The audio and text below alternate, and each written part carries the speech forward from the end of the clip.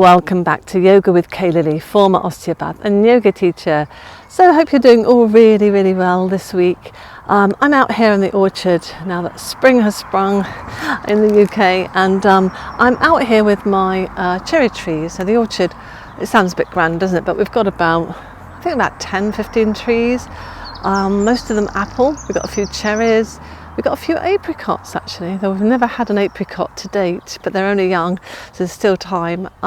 We've got cob nuts that are pretty good, especially in Kent. Cob nuts go pretty well. And one pear tree that's never really done very well, like at all. Who knows? I don't know why. But this is the cherry tree. This has just had its blossom actually, this one. But it has, if I just bring it down here, it has actually got some little cherries on it, which is good. Yeah, so that's really good. Now I've got 3 trees, cherry trees, so that's one here, and this is my third one, and this one actually is blossoming. So when I bought these, I was sort of researching into them, and it says to sort of stagger them, and they also self-pollinate each other. I think they do. I think 2 of them definitely do. So what happens is that the first one, I think it's Stella, Penny and Sweetheart they're called, and so we'll get probably in late June, early July we get the first cherries, and then mid-July we get this one, and then this one will be later going into August. So the idea is to stagger the cherries so that you don't get them all at once. I mean, they're only little trees. It's probably a bit better once they're bigger, but the trouble is, to date, we've had loads of cherries on the cherry tree, but we never have really eaten many cherries because animals come and eat them.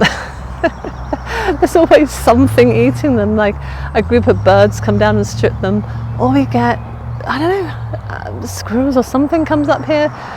It all happens privately, when we go to bed at night. I think they must all come in here and go completely mad and strip them all, and there's not a single one left when we come down, which is very disappointing, but hope they enjoyed them.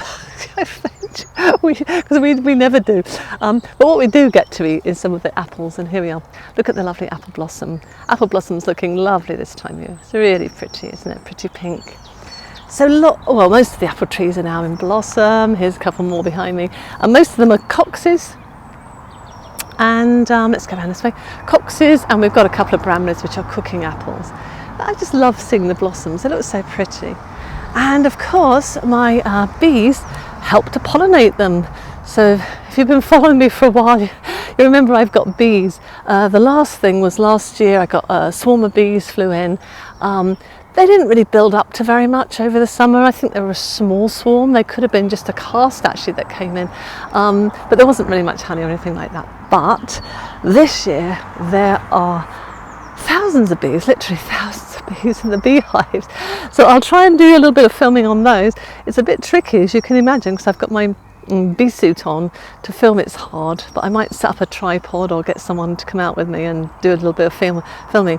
But they've built up all of a sudden. I think we had sort of a cool start to our spring, and then it got really warm, and then I think they just went woof and out, and now I think they're out here with the apple trees. I've seen a lot of them flying around the orchard, so I think they're doing a great job of pollinating these, which is great for them and the trees. And that's it really. Flowers come out because of the insects. We think they come out so we can enjoy them and go, oh, they're so lovely. But actually they come out because they want the bees or insects to pollinate them, don't they? So it's really important that we sort of look after our wildlife and try and have little bug hotels, things like that. And I'm the best beekeeper I can be, which is I'm trying on that one. I need to be able to find my queens better. That's one of my issues at the moment, finding the queen. Now she's a different size. She's long and thin, and the others, who are all girls, are more round and sort of, the shape of a bee. They're more sort of, they're not round, they're more sort of ovally, but the queen's very long. She's got a pointed sort of butt on her end of her, I don't know, is it the abdomen at the back? Where her tail is, it's really long kind of shape. So that's why she's distinguishable. And she does fly, she doesn't sting, and the males in the hive are sort of drones, and they're sort of fatter, and they don't sting either. So just a little bit about bees. Anyway, what I wanted to show you just before we quickly went in was, or quickly finished here, was this. Oh, let's get a good shot. Can you see this? This is wild garlic. Now I picked up some wild garlic last year and I planted it in. This is a field with quite tough grass in it actually. I didn't know the garlic was going to cope very well, but of course it's a very tough plant. It's a wild plant. It's used to competing for its place in the countryside, and it's pretty tough. It's quite good at surviving actually in these places.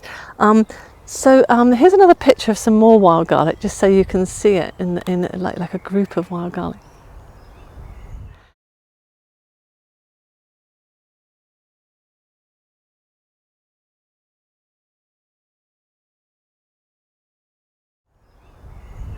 And it absolutely is one of my favourite things to cook with. Now if you pick a little bit, crush it, you can really smell it. It just smells like fresh garlic. Really fantastic.